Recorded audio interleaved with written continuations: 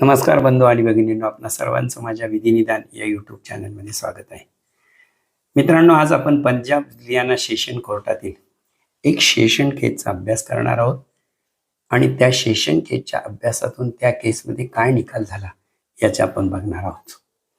खरं तर आपल्या देशामध्ये फाशीची शिक्षा ही जरी शिक्षा देण्यात आलेली असली तरी ती शिक्षा मात्र सर्रास दिली जात नाही.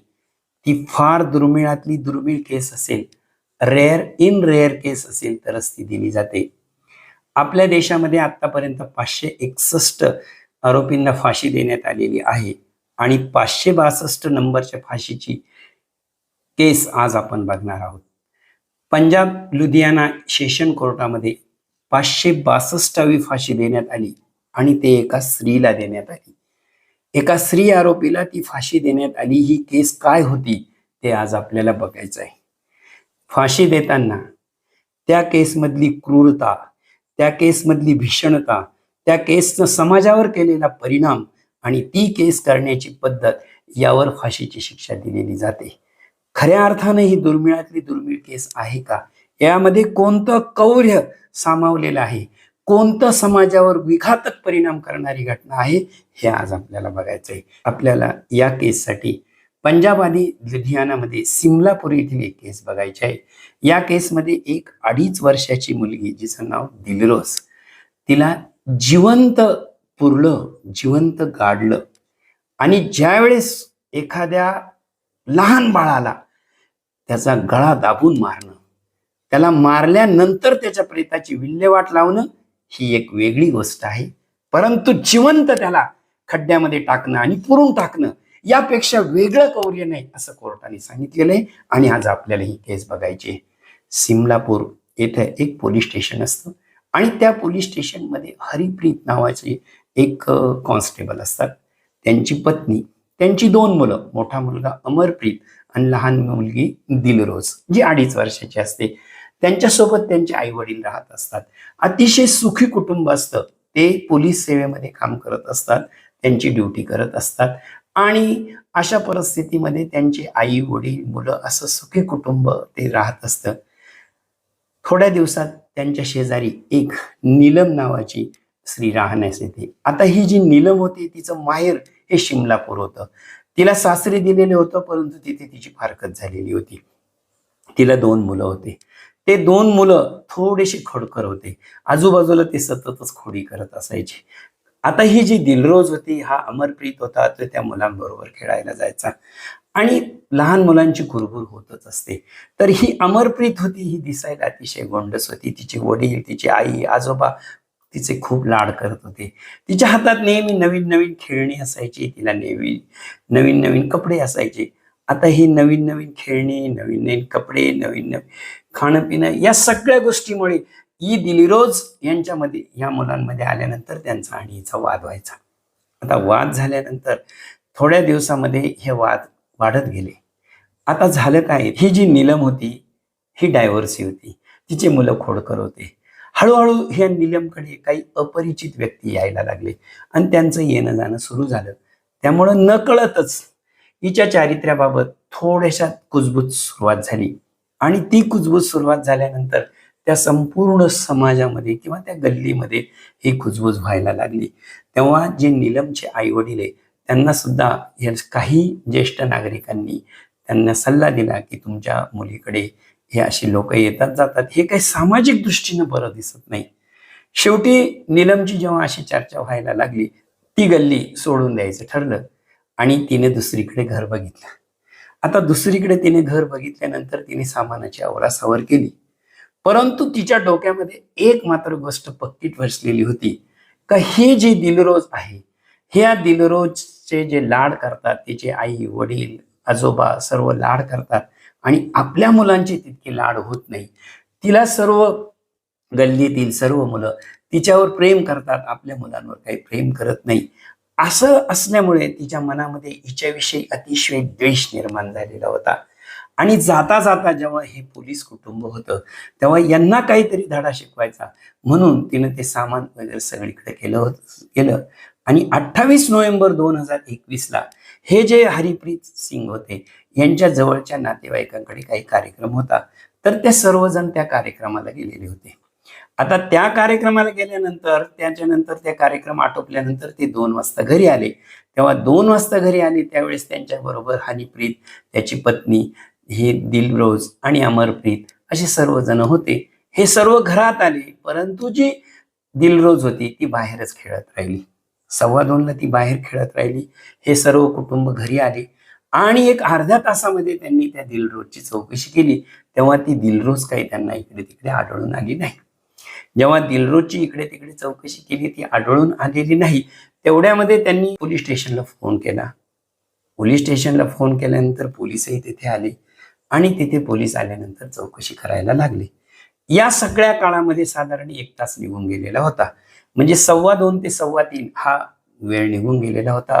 तोपर्यंत सगळे शेजार पाजार बघायला लागले आणि नीलमही आता तिथेच आलेली होती. एका स्कूटीवर आली ती आणि ती बघू लागली, शोधू लागली. आता जेव्हा पोलिसांनी आजूबाजूचे सर्व सीसीटीव्ही कॅमेरे बघितले, तेव्हा त्यांना असं दिसलं का ही जी नीलम आहे, ही नीलम स्कूटीवर त्या लहान मुलीला म्हणजे त्या दिलरोजला घेऊन चाललेली होती. जेव्हा ती चालली होती तेव्हा ती एका निर्जन रस्त्याकडे गेली आणि निर्जन रस्त्याकडे गेल्यानंतर तिच्या शेजारी एक प्लॉट होता, तिथे एक सिक्युरिटी गार्ड होता. त्या सिक्युरिटी गार्डने तिला जाताना बघितलेलं होतं. एका स्कूटीवर ती त्या दिलरोजला घेऊन गेलेली होती. आता तिनं ती दिलरोजला एका ओपन प्लॉटमध्ये नेलं आणि प्लॉटमध्ये नेल्यानंतर बघितलं तिनं तर ती दिलरोज रडायला लागली. जेव्हा ती रडायला लागली तेव्हा तिला काही डोकं चाललं नाही. तिनं माती घेतली आणि तिच्या तोंडात भरली. तोंडात भरल्यानंतर ती दिलरोज शांत झाली आणि तिनं घाईघाईमध्ये एक छोटासा खड्डा होता, तो आणखी खड्डा थोडासा माती काढली आणि दिलरोजला त्या खड्ड्यामध्ये टाकलं आणि माती लोटून दिली. बघा, माती लोटून दिली, पुरलं तिला.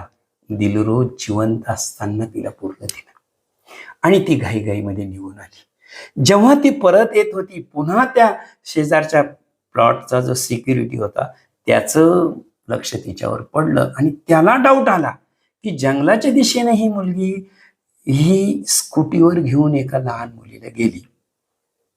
ही एका लहान मुलीला घेऊन स्कूटीवर गेली आणि परत येताना ही एकटीच आली. तर हिनं त्या ओपन प्लॉटमध्ये जंगलामध्ये त्या मुलीला कुठे सोडलं? ती आल्यानंतर पुन्हा दिलरोजचा तपास करायला लागले. पोलीस फार हुशार. पोलिसांनी ताबडतोब सीसीटीव्ही कॅमेरे बघितले. तेव्हा त्या स्कूटीवर तिला जाताना दिसली. जेव्हा दिसल्यानंतर पोलिसांनी नीलमला विचारलं. त्यांनी ओळखलं की नीलमनंच याचं काहीतरी केलेलं आहे. जेव्हा पोलिसांनी पोलिसांच्या पद्धतीनं तपास केला तेव्हा दिलरोजनं सांगितलं की चला मी तिथे तुम्हाला कुठे आहे ती दिलरोज दाखवते. ही नीलम घेऊन त्या ओपन प्लॉटमध्ये गेली. दुर्दैव बघा, तिने तिथं उकरायला सांगितल्यानंतर तिथं माती उकरली तर त्यावेळेस दिलरोजची जी नस आहे ती नस चालू होती, नाडी चालू होती. घाईघाईमध्ये तिला काढलं आणि दवाखान्यामध्ये नेलं. दवाखान्यामध्ये नेईपर्यंत आणि उपचार करेपर्यंत मात्र दिलरोज प्राण सोडलेला होता. बघा कौर्य किती आहे. एक 2.5 वर्षाची मुलगी आणि तिला जिवंत खड्ड्यामध्ये टाकलं, तिच्यावर माती लोटली, कसरीनं लोटली आणि लोटल्यानंतर तिचं ढोंग करत तिला पाहताना शोधताना हीच होती. त्याच्यानंतर पोलिसांनी तिच्या विरुद्ध चार्जशीट दाखल केलं. चार्जशीट दाखल केल्यानंतर सेशन कोर्टामध्ये केस चालली. महत्वाची साक्ष ठरली ते म्हणजे सीसीटीव्ही कॅमेरा आणि ज्या प्लॉटच्या शेजारी एक सिक्युरिटी गार्ड होता त्या सिक्युरिटी गार्डनं तिला जातानाही बघितलेलं होतं एका मुलीचं आणि परत येतानाही सह बघितलेलं होतं. सर्व साक्षी पुरावा एकत्र करण्यात आला. परिस्थितीजन्य पुरावा आणि प्रत्यक्षदर्शी पुरावा इथे मिळाला आणि सेशन कोर्टाने गुन्हा सिद्ध झाला. म्हणून नीलमला विचारलं की तुमच्या विरुद्ध गुन्हा सिद्ध झालेला आहे, तुम्हाला शिक्षेविषयी काय सांगायचं आहे? तर नेहमीप्रमाणे नीलमनं सांगितलं की माझ्या हातून आता जे व्हायचं ते चुकून गेलेलं आहे.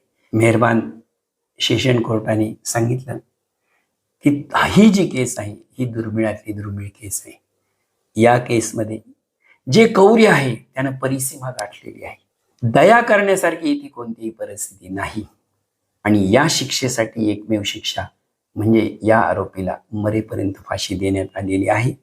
असं म्हणून त्यांनी पेनची नीब तोडली. ज्यावेळेस ही शिक्षा सुनावली त्यावेळेस नीलमनं सांगितले की माझी 2 लहान लहान मुलं आहेत. मी जर जेलमध्ये गेले तर माझा नवराही त्यांना सांभाळत नाही. माझ्या मुलांसाठी माझी शिक्षा कमी करण्यात यावं. कोर्टानं सांगितलं, तुझ्या मुलांचा तू विचार करते, पण ज्या मुलीला तू मारलं ती मुलगी ही एक लहान मुलगीच होती ना. बघा, ज्यावेळेस आपण दुसऱ्याच्या मुलाचा जीव घेतो त्यावेळेस तो मुलगा वाटत नाही, आणि त्यावेळेस आपल्याला जर आपल्या मुलांची काळजी वाटत असेल तर लक्षात ठेवा, खरं तर आपल्याला मुलांना जन्म देण्याचाच हक्क नाही आणि या जगामध्ये जगण्याचाही आपल्याला हक्क नाही. 565वी फाशी देण्यात आलेली आहे आणि ही 565वी फाशी एका स्त्रीला देण्यात आलेली आहे. याच्या पुढे अपील होणार आहे, दयेचा अर्ज होणार आहे, सगळं काही होणार आहे. परंतु मला सांगण्याचा हेतू हा आहे की जर एखाद्याचा आपल्या मनामध्ये द्वेष निर्माण झाला तर तो द्वेष कोणत्या स्तराला जाऊ शकतो आणि एक गुन्हेगार काय करू शकतो याचा हा मूर्तिमंत वास्तवपाठ आहे. माझ्या पद्धतीने मी तुम्हाला केस सांगण्याचा प्रयत्न केलेला आहे. जर ही तुम्हाला केस आवडली असेल तर लाईक करा, शेअर करा, सबस्क्राईब करा. धन्यवाद. पुन्हा भेटू.